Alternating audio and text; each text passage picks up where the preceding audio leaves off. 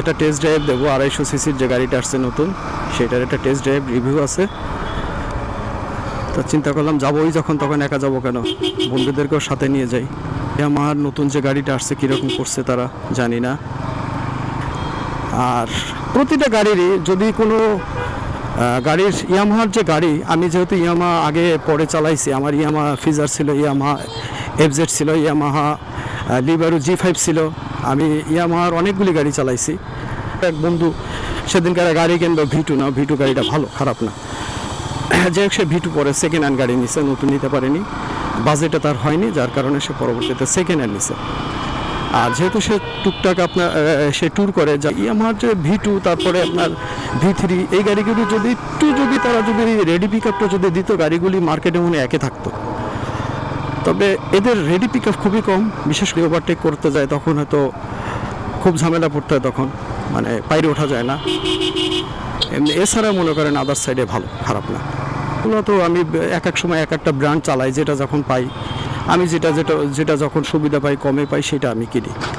আর যেহেতু আমার নতুন গাড়ি কেনার মতন ওইভাবে অ্যাবিলিটি আমার নাই, আমি সবসময়ের জন্য একটু কম দামের মধ্যে একটু সস্তা গাড়ি খুঁজি, যে কম দামের মধ্যে কী গাড়ি পাওয়া যায়। যেমন আমি যে ব্র্যান্ডেড চালাচ্ছি সুজুকি, এই গাড়িটা আমি আমার এক বন্ধু বলতে পারেন, ছোট ভাই বলতে পারেন, তার কাছ থেকে আমি নিছি অনেক কমে। আর এই কমে সাধারণত গাড়ি ইয়ামাহা আমাকে জীবনও দেবে না। ইয়ামাহার একটা MT-50 কিনতে গেলেও আপনার নর্মাল সেকেন্ড হ্যান্ড কিনতে গেলে 3 লাখ টাকা, তা ওটা আমার দ্বারা সম্ভব না, 3 লাখ টাকা দেওয়া সম্ভব না। যার কারণে আমি কম বাজেটের মধ্যে যা পাইছি তাই নিছি। কমের মধ্যে যে গাড়িগুলি পাওয়া যায়, কম বাজেটের মধ্যে যদি গাড়ি নিয়ে আসে, তাহলে আমরা কিনতে পারবো। আর নয়তো আমাদের মতন গরিব যারা আছে, গরিব বাইকার যারা আছে, তাদের ওই সেকেন্ড হ্যান্ড গাড়ি খুঁজতে হবে, খুঁজে কিনতে হবে, এছাড়া আর কিছুই করার নাই। আজকে টেস্ট ড্রাইভটা দিছে হলো ওনাদের যে শোরুমটা আছে এবং সার্ভিস সেন্টার আছে ইয়ামাহার, সেইখানে। এটা হলো গল্লামারি এবং সোনাডাঙ্গা রোড, তার মাঝামাঝি। এই যে সামনে দেখেন, ওই যে 22 তলা দেখা যাচ্ছে, 22 তলার পরেই শোরুম আর কি।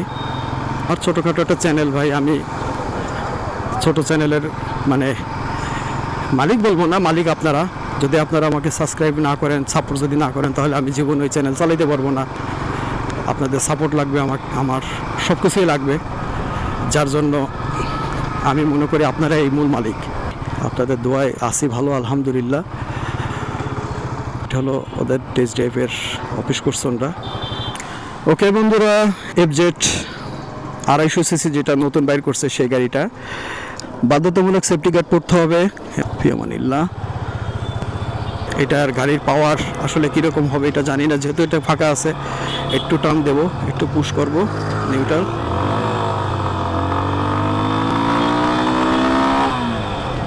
250 সিসি হিসাবে পাওয়ার আর একটু দরকার ছিল। 250 সিসি হিসাবে পাওয়ারটা একটু কম হয়ে গেছে আমার কাছে মনে হচ্ছে। যাই হোক, তবে ভাই বসে খুব কমফোর্ট। আপনি লং ড্রাইভে যদি যান, লং ড্রাইভে আপনি নিঃসন্দেহে নিয়ে যেতে পারেন, নিঃসন্দেহে কমফোর্ট দেবে ইয়ামাহার গাড়ি। আর সবসময়ের জন্য আমি চাই, যারা ইয়ামাহা লাভার আছেন, আমরা সবাই চাই যে একটু দামটা যদি রিজনেবল দামের মধ্যে যদি রাখে, তাহলে আমাদের জন্য খুবই ভালো হয়।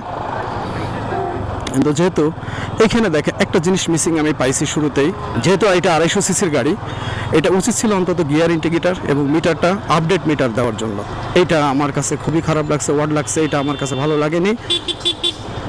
আর হরেন তো আসলে যে কোনো গাড়িরই হরেন থাকে খুবই কম, হরেন আপনাকে কিনে নিতে হবে।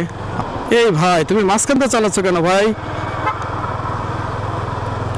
গিয়ার ইন্ডিকেটর পজিশন যেহেতু নাই, যার কারণে এটা আসলে ওইভাবে বোঝা যাচ্ছে না যে কয় নম্বর গিয়ারে চলতেছে। গিয়ার আপনাকে মাইপে চালাইতে হবে। তবে আমি আমার কাছে অনুরোধ করব যে তারা যেন গিয়ার ইন্ডিকেটর মিটার দেয় এবং মিটারটা যেন চেঞ্জ করে দেয়। বিশেষ করে গাড়ির 250 সিসি যে পাওয়ার, সেই পাওয়ারটা যেন তারা ফুললি যেন দেওয়ার চেষ্টা করে। তাহলে যারা একটু রেডি পিক আপ চায় তাদের জন্য ভালো হবে। যারা একটু ট্যুর পাগল, তারা নিঃসন্দেহে গাড়িটা পছন্দ করবে। যেহেতু আমি সুজুকি চালাই, তারপর আমি দেখেন, আমি কিন্তু ইয়ামাহার অনেক গাড়ি চালাইছি, যেটা বলছি। আমি লাস্ট চালাইছি আপনার V2, আমি লাস্ট ওইটা চালাইছি V2 না, সরি V1। এফজেডের প্রথম যে মডেলটা ছিল, সেই মডেলটা আমি এফজেডে চালাইছি, এবং তারপর থেকে আমি আর ইয়ামাহার গাড়ি চালানোর সুযোগ হয়নি। RX বিক্রি করার পরে আমি ইয়ামাহার এফজেডটা চালাইছি, FZ1 যেটা ছিল প্রথম আমলের যে এফজেড ছিল সেটা চালাইছি।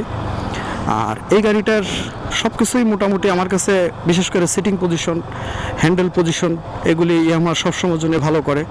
ইয়ামাহার যারা কর্তৃপক্ষ যারা আছে তারা আমরা বলবো যে আপনারা দামটা রিজনেবলের মধ্যে আনেন, আর বিশেষ করে এটার মিটারটা এটা আপনারা চেঞ্জ করার ব্যবস্থা করেন, তাহলে দেখতে সুন্দর লাগবে। একটা 250 সিসির গাড়ি, যাতে একটা পাওয়ারওয়ালা গাড়ি, যাতে আমরা যেন বুঝতে পারি যে না এটা গাড়ির পুশ করতেছি। এটা যদি অন্তত R15 মিটারটাও দেওয়া হতো তাহলে গাড়িটা আসলে খুব ভালো হতো।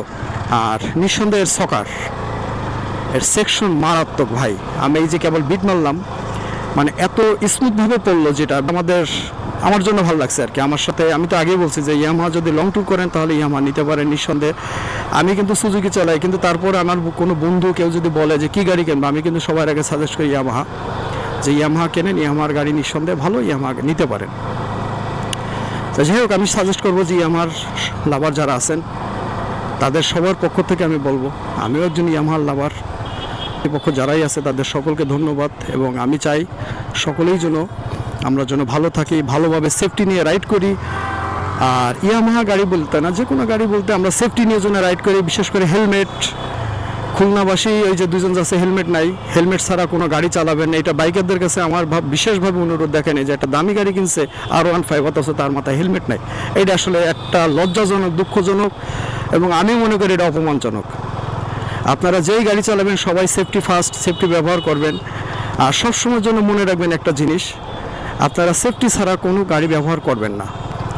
দেখেন আমি যখন গাড়ি চালাতে আসছি, আমার নিজের সেফটি আছে, তারপরে তারা কিন্তু আমাকে সেফটি বাইন্ধে দিছে, বলছে না ভাই সেফটি ফার্স্ট। এটা আমার কাছে খুব ভালো লাগছে। আমাকে ধন্যবাদ, যে ভাই আমাকে সেফটি বাঁধার জন্য হেল্প করছে তাকেও ধন্যবাদ। দেখেন এটা আসলে কত নম্বর গিয়ারে চালাচ্ছে এটা বোঝা যাচ্ছে না। এটা গিয়ার ইন্ডিকেটর থাকবে এবং মিটারটা চেঞ্জ হবে। এটা যদি চেঞ্জ করে গাড়িটা লুক অন্যরকম হয়ে যাবে, অন্য পর্যায়ে চলে যাবে গাড়িটা। আর আমি চাই যে ইয়ামাহার কাছে অনুরোধ করব, মিটারটা চেঞ্জ করেন, আপনারা একটু ভালো মানের মিটার লাগান। এবং গিয়ার ইন্ডিকেটার যেগুলি এখন অনেক আধুনিক গাড়ি এসে গেছে, যেগুলি গিয়ার ইন্ডিকেটার দিচ্ছে, ব্লুটুথ এক্স কানেক্ট দিচ্ছে, তারা অনেক কিছু চেঞ্জ করে দিচ্ছে। অতএব আপনারা অন্তত মার্কেটের ব্যাপারে শুধু সেলসম্যানদের উপরে চাপ না দিয়ে আপনারা নিজের একটু চেষ্টা করেন আপডেট হওয়ার জন্য। আর আপনারা নর্মাল গাড়ি সাইডে যদি মনে করেন সেলসম্যানদের উপরে যদি চাপ দেন তাহলে এটা আসলে খুব খারাপ। 2 নম্বর গিয়ার, 3 নম্বর গিয়ার, 4 নম্বর গিয়ার, 4 নম্বর গিয়ার, 5 নম্বর গিয়ার। গিয়ার কয়টা দিচ্ছে সেটা একটু দেখে নিই। 5টা গিয়ার।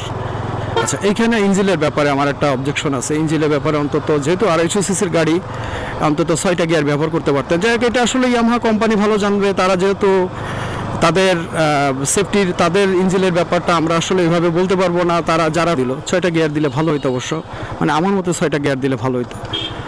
যাই হোক, আমি আর বেশি দূর যাবো না, এখান থেকে ঘুরিয়ে দেবো।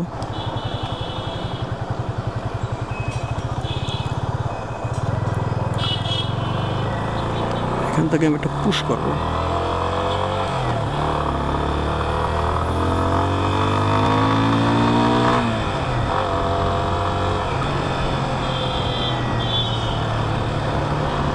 আমার যেটা কমপ্লেন থাকে আসলে যে তাদের রেডি পিক আপটা, এটা আসলে একটু মেলা কম।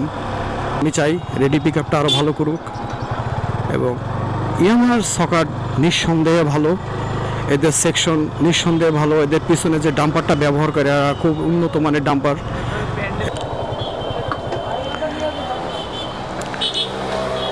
কাট অফ সুইচ ব্যবহার করছে, এই একটা জিনিস ভালো। যাই হোক ভাই, ওকে, ধন্যবাদ ইয়ামাহা টেস্ট ড্রাইভ দেওয়ার জন্য।